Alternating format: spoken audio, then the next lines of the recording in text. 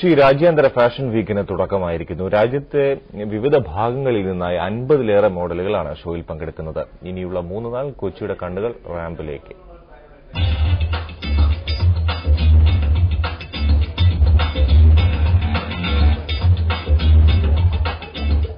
Fashion ലോകത്തെ പുതിയ വിസ്മയങ്ങളിലേക്ക് കൊച്ചിയുടെ കണ്ണുകൾ ഇമവെട്ടാതെ തുറന്നിരിക്കുന്ന രാവുകൾക്ക് അരങ്ങൊരുങ്ങി. കൊച്ചി വില്ലിംഗ്ടൺ ഐലൻഡിലെ കാസിനോ ഹോട്ടലാണ് ഫാഷൻ മാമാങ്കത്തിന് വേദിയാകുന്നത്. പ്രശസ്ത ഡിസൈനർ ജെയിംസ് ഫെറേറയുടെ ഷോയോടെയാണ് ഫാഷൻ വീക്ക് കൺതുറന്നത്.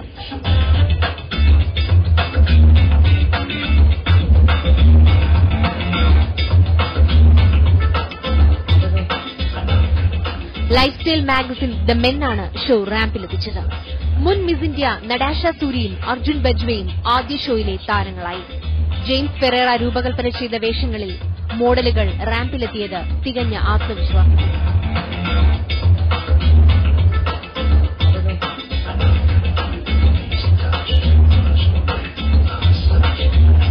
നോക്കിലും പൂച്ചുനടത്തത്തിലും മോഡലുകൾ റാമ്പിൽ തിളങ്ങി. സിൽക്കിലും കോട്ടണിലും തീർത്ത വസ്ത്രങ്ങൾ ഫെറേറയുടെ ഷോ വ്യത്യസ്തമാക്കി. ജെയിംസ് ഫെറേറയുടെ അത്ഭുതങ്ങൾക്കു ശേഷം മലയാളി ഡിസൈനർ ഹരി ആനന്ദിന്റെ ഊഴമായിരുന്നു. മലയാളികളുടെ ഫാഷൻ സങ്കല്പങ്ങൾക്ക് കൂടുതൽ മിഴിവേകി ഹരി ആനന്ദ് തന്റെ മോഡലുകളെ റാമ്പിലെത്തിച്ചു.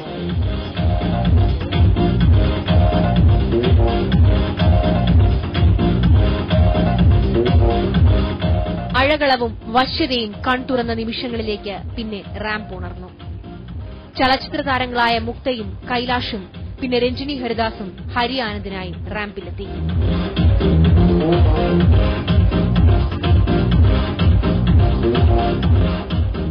ഒടുവിൽ Miss World runner up Parvathy Omanakuttan എത്തിയപ്പോൾ ഫാഷൻ വീക്കിൽ ആവേശം അണപൊട്ടി.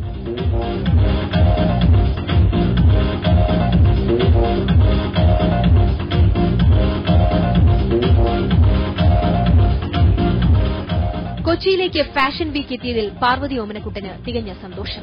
It is great to be a part of Cochin Fashion Week, and as a Malayali, it always feels proud to walk for a Malayali designer.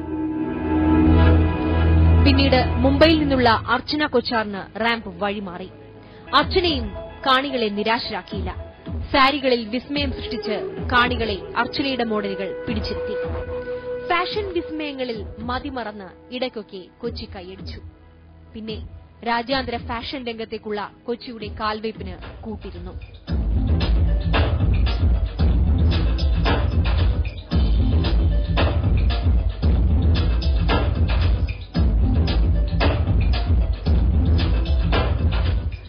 ദിവസം നീണ്ടു നിൽക്കുന്ന ഫാഷൻ വീക്കിൽ 11 ഡിസൈനർമാരാണ് പങ്കെടുക്കുന്നത്. മനോരമ ന്യൂസ്, കൊച്ചി.